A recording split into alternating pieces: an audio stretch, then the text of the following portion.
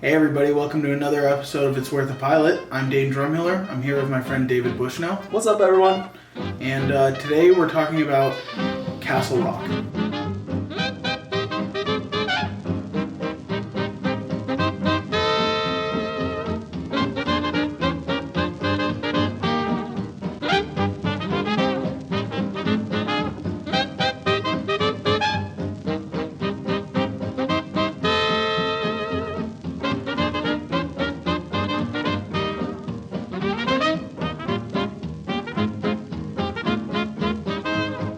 Okay, so Castle Rock is on Hulu. It's a Hulu original series based on the Stephen King novel of the same name. It was created by Sam Shaw, and when I looked into his the work that he's done, I didn't see a lot that I recognize. Maybe some of our viewers do. And then also Dustin Thomas, who worked on Lie to Me starring Tim Roth, which is one of my old favorite shows. It's produced by J.J. Abrams. Everybody knows him.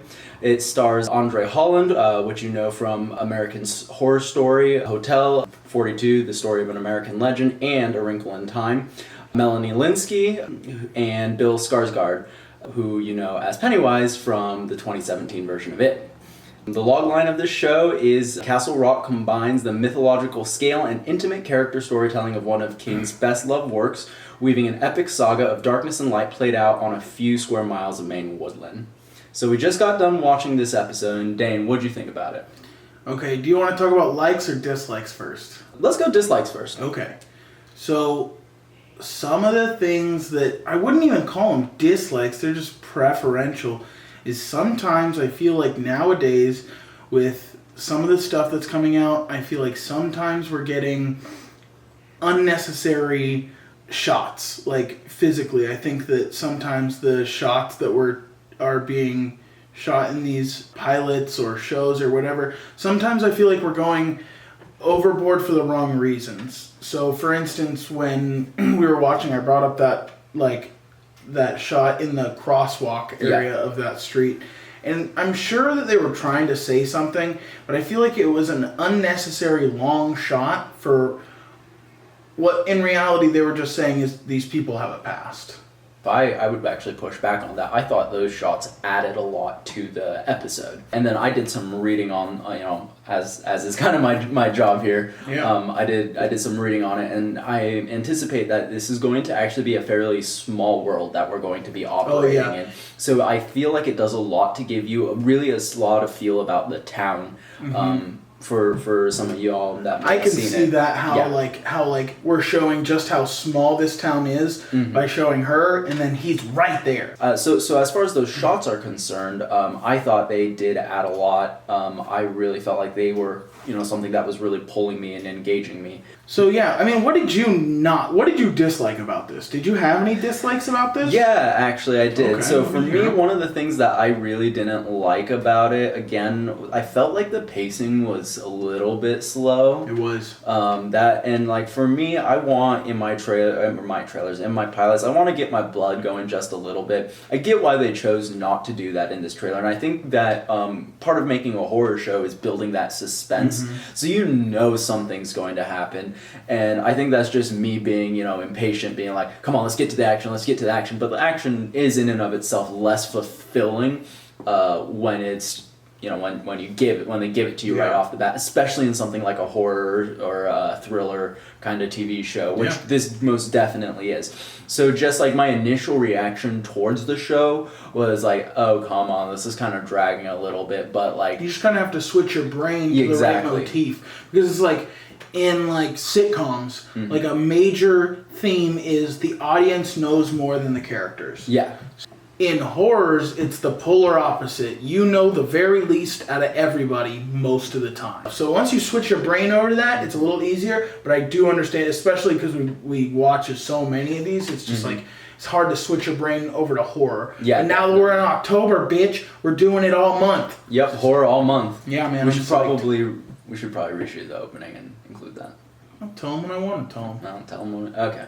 But yeah, so ultimately... Keeping you shitheads in the dark. I haven't watched that many horror shows, horror shows. I was expecting to go kind of along the first episode of Supernatural, Yeah. with like lady pinned to the ceiling catching on fire, crazy shit like that. But it had absolutely none of that. Wait for Hill House.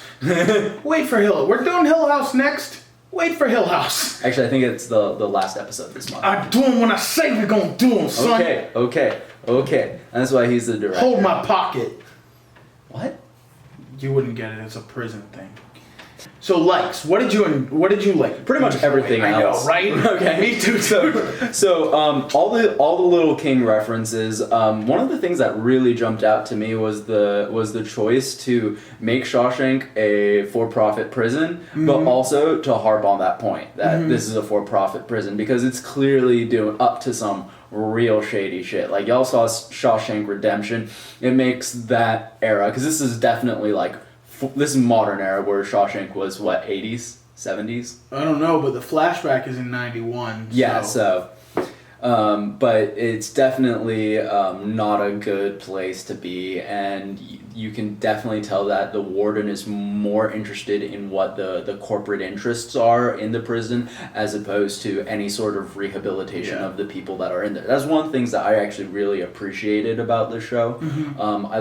Obviously, the acting was brilliant, really, really well acted. I, again, really like those long panning shots. A lot of the contrasting color work that they do, especially when they introduce the Warden of Shawshank. The Warden of Shawshank is a woman. I forget what her name is, but she comes into Shawshank. It's a prison, so it's a bunch of really matte, flat colors. She's wearing just this bright red dress, and it just pops. Okay, so I'll tell you, I mean, since we both liked a bunch of this, I'll just run over my two top likes, okay? Okay. First of which is the color choice. The art director in this killed it. I think they're really using color symbolism in this really well. Like, the woman's red dress, she's out for blood. Yeah. Okay? Everyone else, like, the town is grayscale, it's stuck in time. Obviously, like, my number one thing that I loved about this was all the Stephen King references. Like,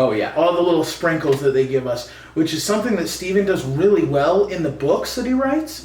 Like, you get those little sprinkles, and they're going off. They're going hard. Like, from the very first time the car tips and then you see the Shawshank sticker, I blasted in my pants. And then, like, you just get these, like, little tidbits. And if you're a big Stephen King fan, this show is gonna be 10 times better for you. At the very least, if you're not a Stephen King fan, I seriously suggest you watch Shawshank Redemption before you watch this. So you have at least a grasp on what this prison is. Yeah. Because Shawshank does a really good job of explaining just how messed up this prison is. One of the things that I really appreciate about this is the fact that they use a bunch of actors from other Stephen King cinema pieces. Yeah. So you have obviously Skarsgård from It. I didn't recognize Skarsgård at first, and then like later he's like looking down and you can see the gauntness in his face. Yeah. And you're just like, oh my god, he must have just got, because when did this show come out? Like right around the same time as the first It movie, right? Yeah, I should have that in my notes. But, so it's almost like he went straight from the It set to this, like his facial like structure. Because I've seen pictures of Skarsgård and he really fills out. Like when he's not shooting something, I guess for King, his face really fills out. And then when I guess Stephen King just puts him on like a water and cucumbers diet because he fucking shrinks, dude. It's crazy, bro. Yeah, it came out in 2018. Yeah, so he went straight from post on It straight into this show. Yeah. Like, he got to work with Stephen King, like, for 2 years straight, basically. And I think that's so cool. I think we're going to get a really awesome performance out of him because he's so immersed in the universe right now. Yeah.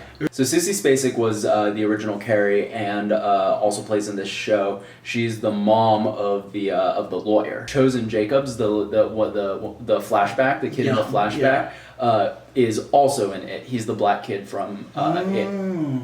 So what do you think about the storytelling as far as this pilot goes? I mean, it's Stephen King, so they obviously didn't get it's any... Stephen King light.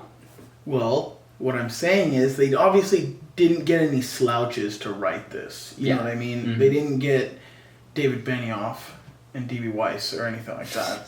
So is that just gonna be our thing? Just ragging on them? Fucking hate those people, dude. They ruined my life, David. They killed my dreams and ruined my life, okay? They took something beautiful from my life, the one rose in a field of ashes, and they stomped on it and said, we're gonna go work on Star Wars now.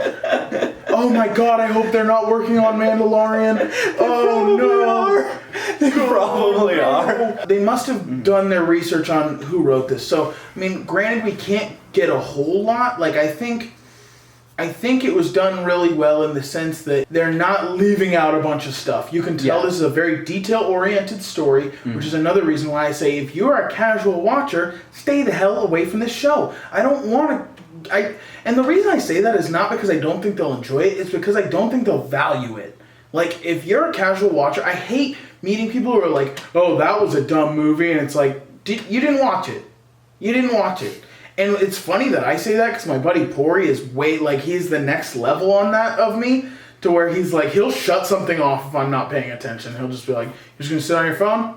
You're just going to sit on your phone? I appreciate that. Yeah, no. But yeah, I mean, I think the story is, in the pilot at least, is very well put together. I think, at first I was worried. I was worried that they were going to do that thing where they just kind of like bounce around from thing to thing to thing. And you kind of just real like, slow burn. Yeah, you have no idea what's happening. Don't have any idea. But they did a very good job of like... telling a story in the pilot. Yeah, showing the dots. They kind of like bounced around for a little bit.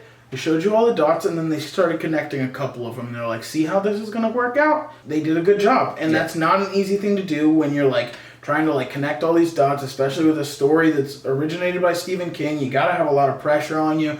You're worried. I mean, I don't want to shit the bed, like, especially after this like absolute abortion of a final season of Game of Thrones where they took a beautiful piece of writing and absolutely fucked it. Or like Dark Tower. Or like Dark Tower, where they took a beautiful, gorgeous piece of writing and fisted it.